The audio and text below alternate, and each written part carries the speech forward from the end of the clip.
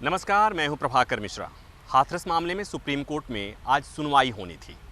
आपको पता है कि सुप्रीम कोर्ट में तीन याचिकाएं आई थी और उसमें कमोबेश एक ही मांग की गई थी कि इस मामले में एसआईटी का गठन हो, सीबीआई से जांच कराई जाए, कोर्ट की निगरानी में जांच कराई जाए और मामले को यूपी से दिल्ली ट्रांसफ़र किया जाए। पहली बार आज मामला लगा था सुनवाई के लिए, लेकिन सुनवाई 12 बजे के बाद होनी थी और उसके पहले ही यूपी सरकार ने सुप्रीम कोर्ट में अपना हलफनामा दायर कर दिया। मैं इतने दिन से सुप्रीम कोर्ट की रिपोर्टिंग करता हूं, ऐसा मुझे पहली बार देखने को मिला कि अभी याचिका पर सुनवाई हुई ही नहीं थी, कोर्ट ने राज्य सरकार को नोटिस जारी ही नहीं किया था और उसके पहले ही सरकार का जवाब आ गया। इससे जाहिर है कि सरकार सुप्रीम कोर्ट में बहुत सावधान है। पहले ही सरकार ने अपने तरफ से वो सारी बातें कह दी जो सरकार को कहनी थी। आपने जितनी बातें सुनी होंगी, चाहे वो मुख्यमंत्री की प्रेस कॉन्फ्रेंस हो या पुलिस ऑफिसर की प्रेस कॉन्फ्रेंस हो, जितनी बातें कही गई थी सरकार की तरफ से सफाई में, वो सारी बातें हलफनामे में कह दी गई थी। उसमें वो सफाई दी गई थी हलफनामे में कि किन परिस्थितियों में पीड़िता का अंतिम संस्कार आधी रात को किया गया था। उसमें मौके की नज़ाकत की बातें की गई थी।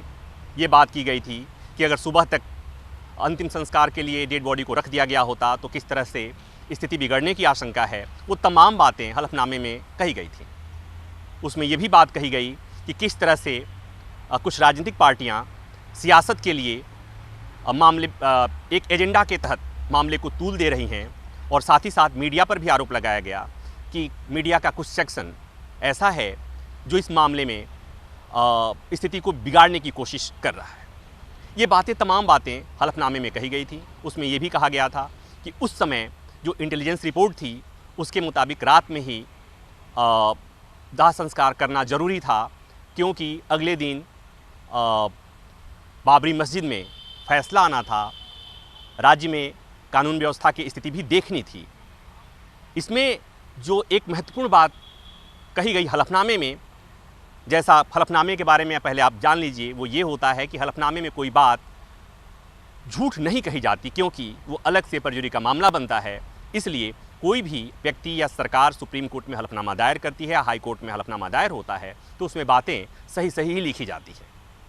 तो यहाँ पर भी हलफनामे में भी वही बात कही गई जो आप सुनते आए हैं कि पीड़िता के परिवार की सहमति और मंजूरी से उनकी मौजूदगी में पीड़िता का अंतिम संस्कार किया गया था। ये बात हलफनामे में भी कही गई है। मतलब ये कि जो मेरी समझ है कि सरकार ने हलफनामे में अगर बात कही है तो वो सही ही कही होगी। अब ये बात और है कि मौजूदगी किस तरह सुनिश्चित की गई होगी और उनकी सहमति किस तरह ली गई होती, ये जांच का विषय हो सकता है। उसके बाद सुनवाई करीब 12:30 बजे के आसपास सुनवाई शुरू हुई मुख्य न्यायाधीश की बेंच के सामने, और उसमें राज्य सरकार के तरफ से देश के बड़े विधि अधिकारी, दूसरे नंबर के विधि अधिकारी जो सॉलिसिटर जनरल होते हैं, तुषार मेहता, वो खड़ा हुए और उन्होंने कोर्ट के सामने कहा कि वो उत्तर प्रदेश सरकार की तरफ से इस मामले में अपनी दलील रखेंगे। और उन्होंने याचिका में जो जो मांगें की गई थी सब मांगों को स्वीकार करते हुए उन्होंने कहा कि याचिका में की गई किसी मांग का मैं विरोध नहीं कर रहा हूँ। एक लड़की की मौत हुई है और ऐसे में जांच होनी चाहिए, जांच निष्पक्ष होनी चाहिए, जांच अच्छी होनी चाहिए। इसको लेकर सरकार को कोई ऐतराज़ नहीं है। साथ ही उन्होंने ये भी कहा कि राज्य सरकार ने इस मामले में सीबीआई जांच की सिफारिश की है और उन्होंने सुप्रीम कोर्ट से गुजारिश की कि इस मामले की जांच की निगरानी सुप्रीम कोर्ट खुद करे।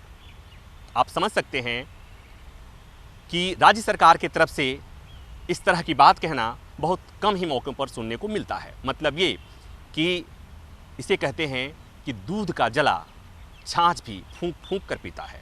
हाथरस मामले में यूपी सरकार प्रशासन का मुंह जल चुका है, इसलिए सुप्रीम कोर्ट में सरकार बहुत चुस्त दुरुस्त और सावधान दिख रही थी।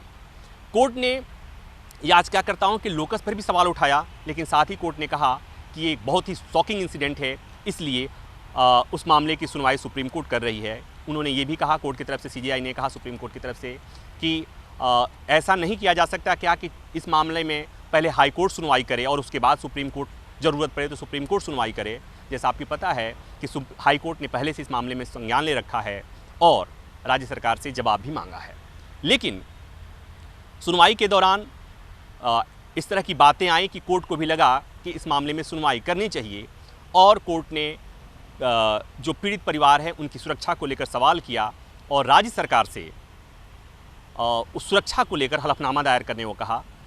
राज्य सरकार की तरफ से तुषार मेहता ने कहा कि 1-2 दिन के भीतर वो इस मामले में हलफनामा दायर कर देंगे। गुरुवार तक उन्होंने इस तरह की बात कही थी और उसके बाद इस मामले की सुनवाई अगले हफ्ते के लिए टल गई। अगले हफ्ते के लिए टल गई यानी कि सोमवार या मंगलवार में इस मामले की सुनवाई होगी। जैसा मैंने पहले बताया कि इस मामले में जांच जो की गई थी उसमें से अधिकांश मांगें पहले से पूरी हो चुकी हैं, जैसे एसआईटी का गठन, एसआईटी जांच करे या सीबीआई जांच हो। राज्य सरकार ने इस मामले में एसआईटी का गठन कर दिया है, सीबीआई जांच की सिफारिश भी कर दी है। लेकिन 2 बातें रह गईं, एक तो ये कि फास्ट ट्रैक ट्रायल हो और दूसरा कि उत्तर प्रदेश से मामले को दिल्ली ट्रांसफ़र किया जाए। ये भी एक मांग है। याचिकाकर्ताओं की तरफ से याचिकाकर्ता की एक वकील इंदिरा जय सिंह ने कोर्ट के सामने कहा कि एसआईटी की जांच का गठन, एसआईटी का गठन तो हो गया है और जांच तो शुरू हो गई है, लेकिन बेहतर ये होता कि कोर्ट के आदेश से एसआईटी का गठन होता।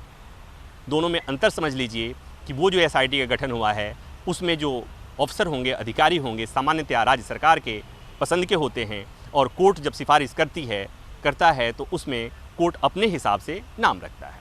एक बात और महत्वपूर्ण हुई, कोर्ट ने जब राज्य सरकार से हलफनामा दायर करने को कहा है उसमें एक बात कोर्ट ने ये भी पूछा है कि क्या पीड़ित परिवार इतना सक्षम है, क्या वो अपने से अपने पसंद का वकील रखना चाहेंगे या उनको लीगल सर्विस अथॉरिटी से उनको वकील देना पड़ेगा। तो इस संबंध में भी कोर्ट को जानकारी देना है जब जो अगला हलफनामा होगा। और इस बीच आपको इस बात की जानकारी पहले से हो चुकी है कि पीड़ित परिवार की तरफ से निर्भया मामले में निर्भया के माता पिता की वकील जो सीमा कुशवाहा थी, उन्होंने दावा किया है कि वो उस केस की तरफ से पैरवी करेंगी, उनके परिवार की तरफ से पैरवी करेंगी।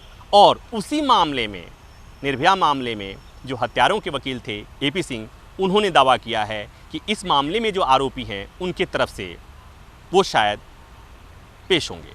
लेकिन वकील कौन होगा, क्या होगा, अभी राज्य सरकार अपने हलफनामे में कोर्ट को बताएगी और वो बात पहले राज्य सरकार पीड़ित परिवार से पूछ करके कोर्ट को बताएगी। तो कुल मिलाकर बातें ये कि जांच भी चल रही है, मामला अदालत में भी है, सियासत भी हो रही है और एक के बाद एक आपने देखा कि एफआईआर भी दर्ज हो रहा है।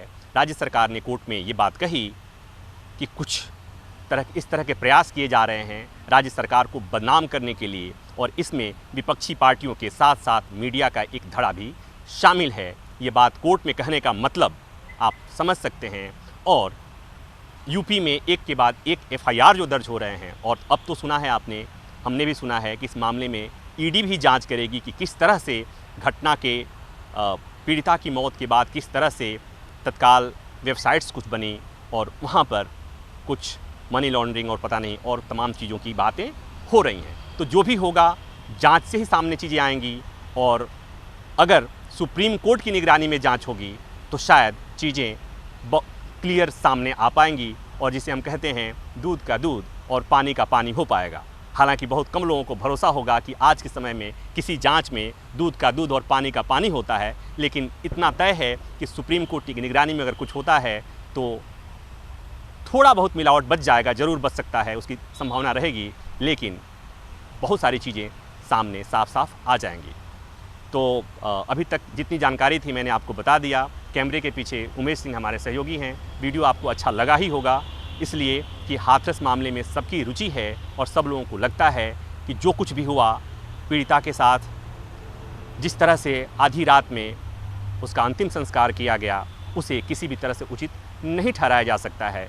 बाकी की घटनाएं जो हैं और उसकी जो तमाम चीज़ें हैं वो आपको अलग अलग जगहों से मिलती होंगी। हमारे चैनल पर भी उस घटना की और अभी तक की तमाम चीज़ें, पल पल की अपडेट्स आपको मिलते रहे हैं। इसलिए न्यूज़ 24 देखते रहिए और इस वीडियो को भी आप लाइक करिए।